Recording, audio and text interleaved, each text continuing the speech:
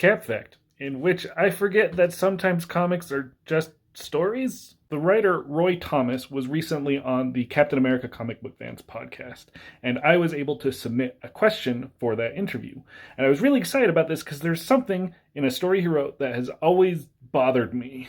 See, Roy Thomas was the writer of the story that established that William Naslund and then Jeffrey Mace took over for Captain America after Steve and Bucky were lost into the ice.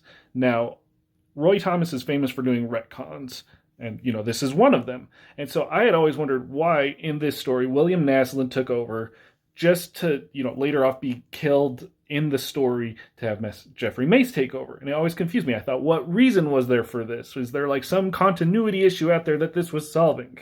They get to ask the question in the interview, and Roy Thomas says that, he wanted to add a little tragedy to the story.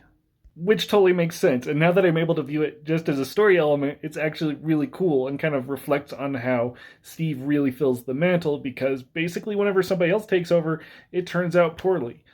But I guess I just got caught in the weeds thinking that everything Roy Thomas did had to be related to continuity, when in reality, he's a writer. He wants to make good stories. So that's on me.